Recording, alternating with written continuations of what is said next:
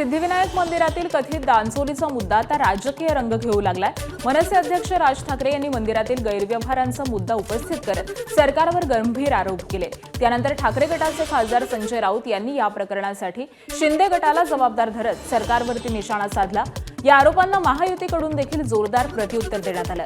मंत्री उदय सामंत यांनी दानचोरी प्रकरणातील संपूर्ण सत्य जनतेसमोर आलेच पाहिजे अशी भूमिका मांडली आहे। तर महसूल मंत्री चंद्रशेखर बावनकुळे यांनी दोषींवरती कारवाई होईल, मात्र पुराव्याशिवाय सरकारवरती राजकीय आरोप करणं योग्य नसल्याचं स्पष्ट केलं। त्यामुळे सिद्धिविनायक मंदिरातील कथित दानचोरीच्या मुद्द्यावरून सत्ताधारी आणि विरोधक आमनेसामने आलेत।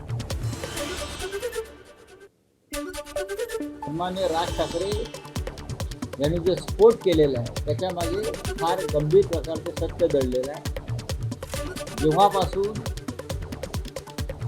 शिंदेच्या हातामध्ये तिजोरीच्या चाव्या आलेल्या आहेत सिद्धिविनायकाच्या त्यांच्या माणसांच्या हातात, तेव्हापासून चोरीचं प्रमाण फार वाढलेलं आहे। जे भाविक स्वतःचं काम झाल्यानंतर काही त्या ठिकाणी दक्षिणा ठेवतात त्याचा हिशोब जनतेला दिला गेला पाहिजे।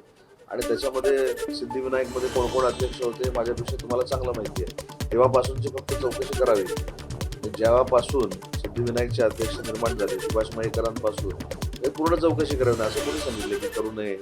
आणि देवाला दिलेले पैसे जर कोण खात असतील तर कडक FIR दाखल करून कारवाई करावी या मताची आम्ही मी तर सांगेन की शेवटी हा उघड कोणी आणला आहे, आम्हीच उघड आणलेला आहे। या ठिकाणी मोठ्या प्रमाणावर कारवाई आम्हीच करतो आहे।